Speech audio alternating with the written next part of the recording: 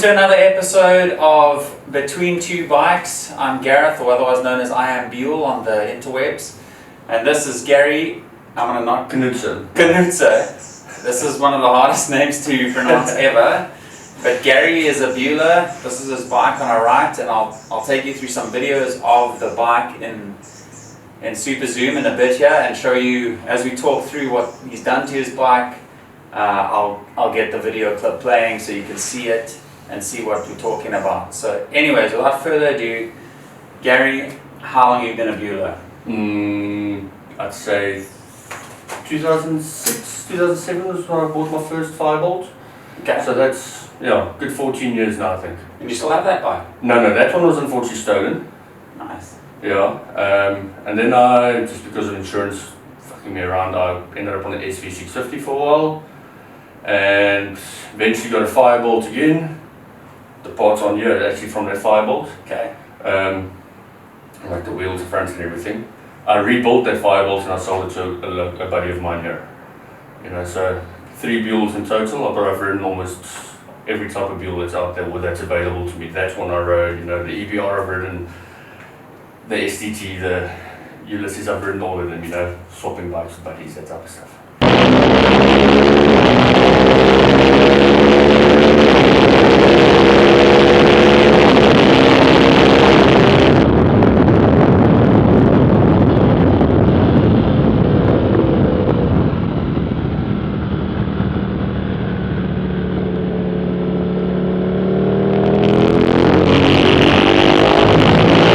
Okay, so we're going to talk a little bit about your experience on the EBR, because I know you rode Kevin's EBR. Why don't you just quick synopsis on what that was like, how it differs from an 1125? I got to ride it twice when he just bought it, on Franschhoek Pass. It's a beautiful pass, and it's this turned to 12, Okay. way more refined, way more top end power, and the ergonomics of it more nose down. But it's like one of those, yes, I must have type bikes. It's phenomenal. It's definitely got the Buell DNA. Right. And, the braking and the low weight chassis, with the fuel and frame and all that. It's got all that, but just more. Okay, yeah. So, I imagine it's pretty difficult to get an EBR into South Africa. Yes, we estimate there's less than 20 in the country. Less than I thought there was one. So in terms of support for Buell here, you mentioned a guy named Lawrence. Mm-hmm. Is he the guy? He's the guy, especially down here, and there's another guy named Malcolm up in Johannesburg. Okay. But Lawrence, he's just got way more parts. He'll buy direct Buells and shelve those parts. He invested heavily and got all the consumables. And it got to a point where, because Harley Davidson here hates Buells. Yeah, same in Canada. So it got to a point where he had a relationship with him, and he basically bought everything Harley Davidson South Africa had on shelves somewhere. He bought everything from it. Yeah, nice. So if anyone says, I need this, and this, check with Lawrence. And he's also reverse engineering a lot of stuff that you can't get anymore, right. or if you'll go, okay, the TPS sensor you can't get anymore, but he goes and buys a whole bunch of automotive TPS sensors to see which one will work, So he's got all his replacement parts. Because it's a hot rod, it uses forward injectors, it uses, bits and pieces from the automotive industry, So, but he's brilliant, he's reasonable in price. Yeah. And actually since he started House of Buell, our bikes have gone up in value. Amazing. Back, I'd say even 5 or 10 years ago, people are struggling to sell these. They're almost giving them away. Right. Because there wasn't support from them. They couldn't get anyone to work on them. Yeah. Now that there's support and dedicated workshops for it, the value's just gone up and up and up. This is worth more than the day I bought it for. Amazing. So it's literally going up in value. So what do you do? So something goes, Lawrence doesn't have it sitting in stock. Where's your next move? It depends on what it is, you can still buy parts at EBR, on the LAB site. Yeah. Or the online community, guys, I need XYZ, does anyone have it, or is anyone parting out a bike? Yeah. So I keep on, you always get people who live in the States go, oh no, 1125s are shit, you can't get parts from them. It's like, I'm racing one in South Africa, and I don't have parts problems. Where do you get the logic from, you know? Right. And a lot of the consumables are Rotex based, you know, so the oil filters, all that type of stuff, you can get them anywhere. Yeah, you just know the K&N filter number or whatever it is, eh? Yeah, and it's not really difficult. I'm like, you know, everyone's now figured out who makes the belts. Yeah. It's not like you have to order it from Harley, you can order it from Goodyear directly, or whatever the case is, you know. Yeah. So it's nothing really. This has been hyper reliable. People also say they're not reliable, purely because the 09 and 10 had the electrical issues. Okay, and the 08s are. And the clutch weep and whatever else. Yes, mine still has a clutch weep, and I've just been riding it like it. Is it? Yeah, just top it up every now and then. It's not disintegrating in there? No. Is it? I just put the Oberon into my CR just so like safekeeping, and it was cheap, to be honest, like $100. Yeah, well, $100 in South African rand is, once you ship it here, suddenly it's 3,000 rand. Yeah. You know? That's a set of tires. Because, so that's when I get home to Canada, it's just winter for us, I can't ride anyways. Yeah. I need to do valve clearances. Yeah. So I got two options here. One, I put my bike on a train and send it to Jacob Stark, and I go and have a holiday and do it with him in Cali. Which is fun. He lives in San Diego. It's freaking beautiful. And also like I just like supporting him, obviously. So that's because I was like, there's no way I'm gonna ride that thing down to California. It's like a big ride, eh? So that's, and I could do it in winter because Cali's nice all year round. Yeah. All year round, it's like Cape Town actually. Well, not today, but yeah. At least it's not raining. Yeah. So that's good. So, I mean, have you done a valve job on? Not on this one actually. Like, whenever we go just shoot the breeze at Lawrence's shop, you know, I'll help, you know, his engine's there. He's actually got a 0 kilometer motor there that's going to be our test engine for our race bike. Please test on that and not the 0. No, that's the one that I'm like, I've already taken it all apart, you know. I'm like, that's what we're going to do the cams on. Okay. The DSB spec bikes, you know, they turn the super big spec bikes. They remove the base gasket to up the compression ratio. So we do all those little tricks, you know, to it. Just make it slightly smaller. Yeah, it's just a little. It pushes up to like 14:1 compression or something like that. Which that's how the guys got like 150, 160 horsepower on those bikes. Right. Compression. And will it leak? No. Shouldn't leak it. No, as long as it's flush. Even I think on the big bore kits of these, they also base gasket deleted or something like that. Or on the tubers, there's a trick like that. Okay. So I think you just use a type of sealant or something. I can't remember the details, but coupon. What is it? Just stand. So yeah, I'm like I'll take the engine apart completely. I'm like state out everything. So yes, they're easy to work on if you're following a manual, which he's got every manual for every bike there. So yeah, that's perfect. They're fairly straightforward. They're not difficult to work on. Most mechanics who's never worked on a Buell won't work on it because of access, because of the frame. Yeah, and they just don't know how to get there. Yeah. Right. But if you got the engine out, valves are valves. Yeah. Like the guy will be able to put a feeler in there and be like, yep, this is out, put the shim in, Takes 30 minutes to remove this frame. 30 minutes? 30 minutes. Once you've done it once? Yeah. 30 minutes, it's remove all this radiator stuff, obviously, your engine mounting bolts, and this whole thing just rolls off. So you just end up with the engine and the you have to lift it up over? Yeah, so tail, frame, front end, put it on the ground. Normally I rest this on like a crate. Yeah. And then you end up with just the engine to swing on the sitting on the stand. Yeah. And the real wheels still connected, everything's so. But then you have access to everything. Yeah, you're not trying to like. Yeah, you're not trying to, it's not rotating the engine and trying to get to it. Yeah, the back head is still really hard to get to, eh? No, that's very. Do you have to take the exhaust off, obviously? For that, no. Really? That's what you do to get to the rear end if you needed to do take the exhaust off. Yeah. You know, either engine rotate or take the whole frame off, and it doesn't take long. So I'm a big fan of efficiency. I don't like to work on my bikes more than I need to. Yeah.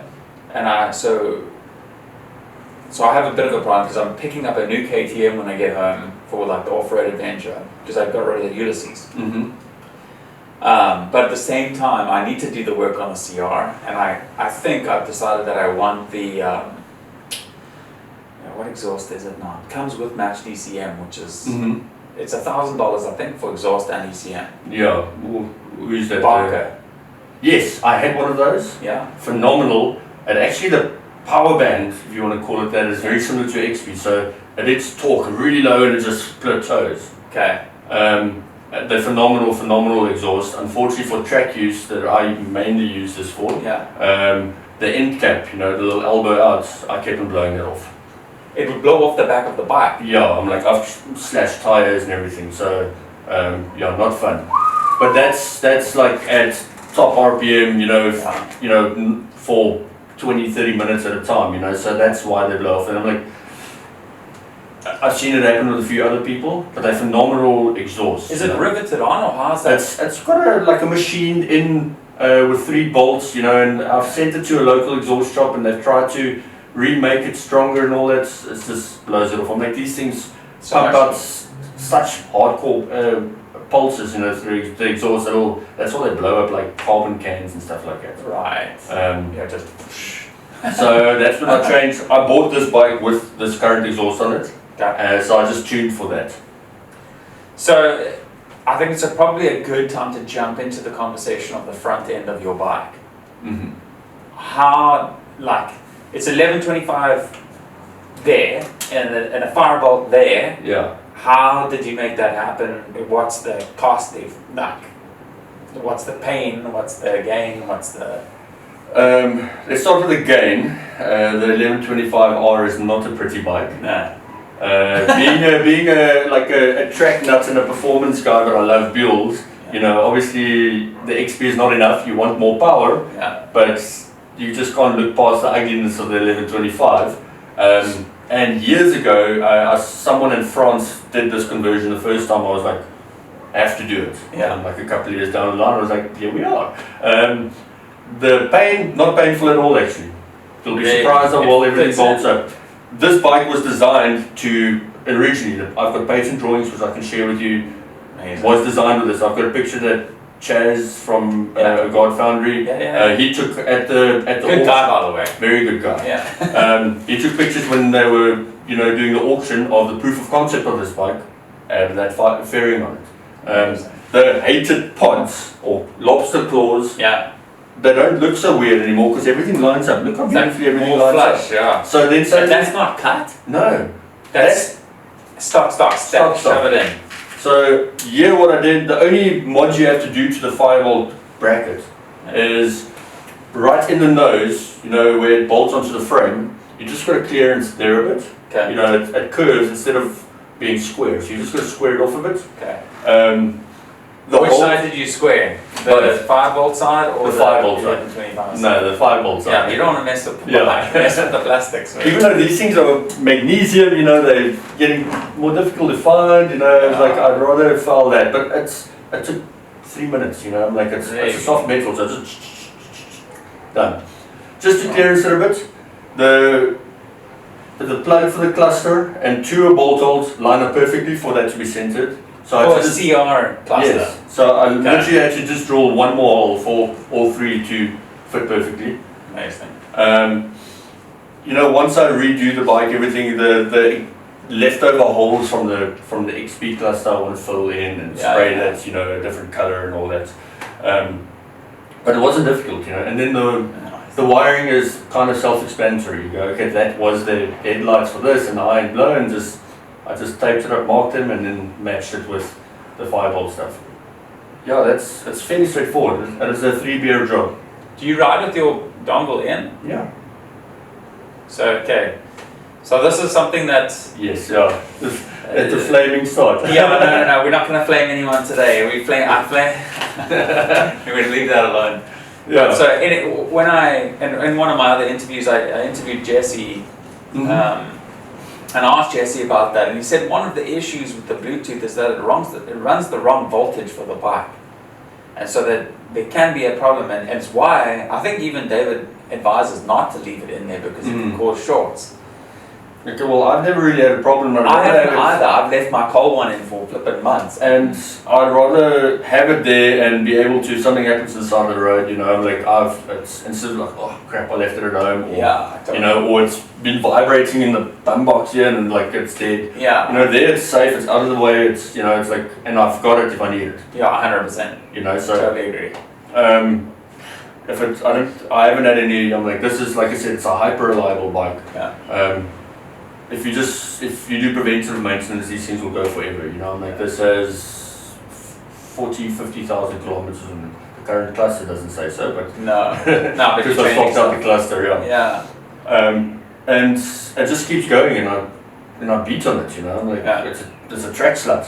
Yeah, that's all. And you ride it every day. Not every day, but I do ride it on the road, you know. But for the most part, it lives 50% of its time at the limits on track.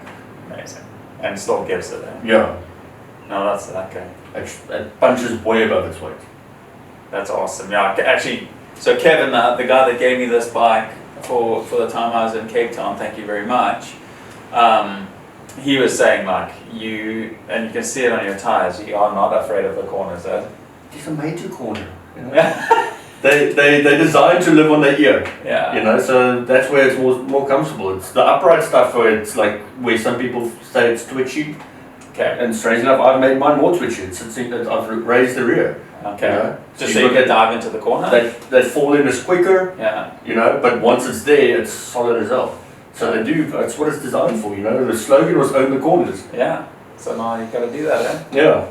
So I'm still definitely getting used to my CR compared to my XB. I can't corner the CR like I can corner the XB. I'm just so confident on the XB, and I'm not a great cornerer by any means, but the CR I find it's got weight in a different place. Yes. Firstly that, and I always would say because it's a longer wheelbase, turning them the 1125s is more like a tiller on a boat effect, where with the XBs it just falls into the turn. That's right, it just drops. That's what I've done with this. I've done a lot of work on the suspension to make it feel like an XB, make it feel exactly like a 5-bolt, with just a longer swing arm, so you've got stability, you're not wheeling everywhere. The reason I dropped the nose as well was to prevent wheelies. Okay. You know, because this thing will wheelie everywhere.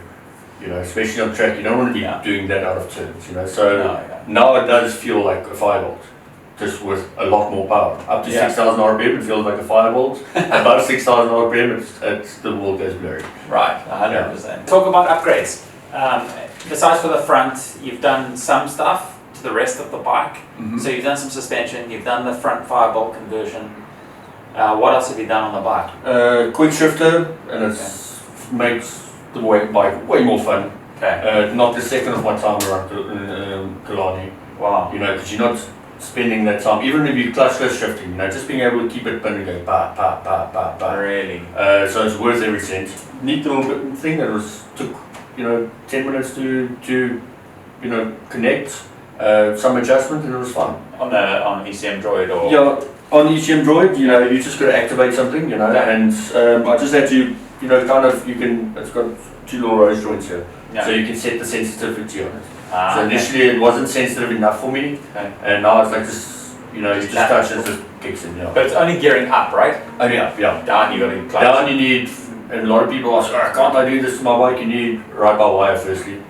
This is still cable. Because the ECM needs to be told to do this on the downshift. Gotcha. So without ride-by-wire, it's not really possible. Exhaust is a locally made version, I'd say, or copy, or replica of the FMF/Jardine style exhaust. I am scraping that on track, so I've got to try, and we are locally going to try and make a version of the EBR full race system or the Buell full race system. There's beautiful exhausts out there, and there's guys who make a lot of power of the exhaust, like Dean Adams and all that, but it's just not viable to ship that in here. Yeah. Suddenly it's double the price. It's already expensive exhaust in the States. To pay double that for it here, it's like, where we've got lots of people here locally that does great work. Bend pipe and weld beautifully. Tuning ECM?